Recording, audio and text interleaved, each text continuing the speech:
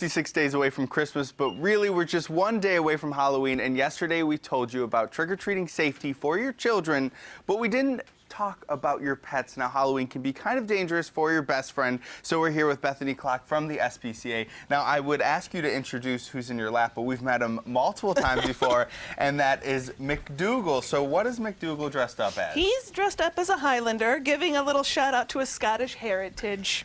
And who made hat. his costume? Because I hear this is handmade. My mom made it in one day. One day. Well, his hat is the talk of the town this morning. It is. It's so cute. I can't even stand it. So when we're gearing up for Halloween, we talk a lot about trick-or-treating safety for your kids, like we said in the open, but we don't often talk about your pets, so what should we keep in mind? Well, like with myself, and I think a lot of other people, our dogs and cats and whoever else we have at home, they're not used to the constant doorbell ringing or kids knocking at the door. So I would suggest leaving them in one room, keeping them there for the night, just making sure that they can't get out. That would probably be the biggest thing, especially where I live in the country, and if you get anybody, it's like, whoa, who's here?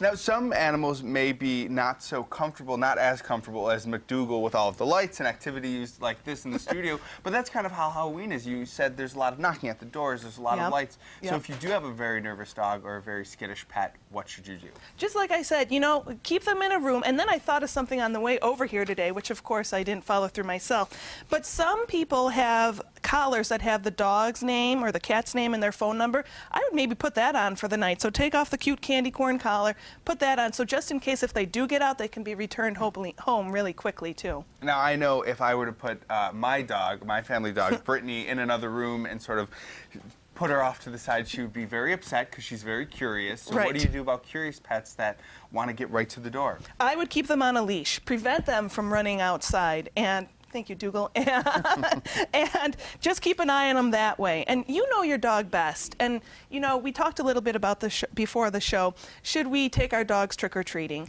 I don't really think that I would want to take my dogs out there because there's a lot going on. It's dark out. You don't know who's out there. So I'd keep them home. Trick-or-treating is exhausting for people, so I can't even imagine how exhausting it would be for your pets. Now, we're talking about trick-or-treating. That means there's going to be lots of candy. Yes. Dogs like to eat. They sure do. What should we do about this situation? We are going to keep these M&Ms. Let's just take it right away.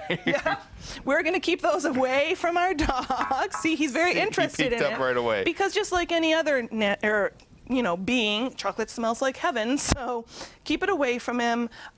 Raisins, too. I just read that raisins can be very dangerous to dogs, so keep those away.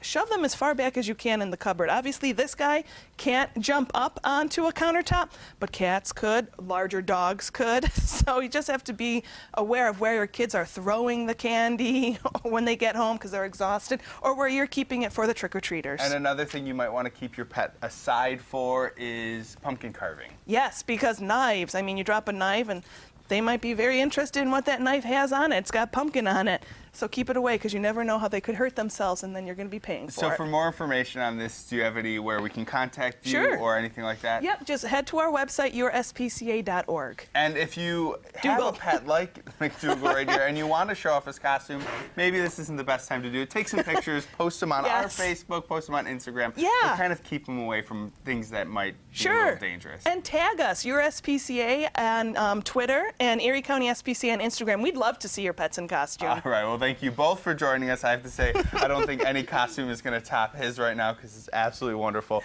But right now, we're going to change gears just a little bit and head over to the kitchen. Hard to turn away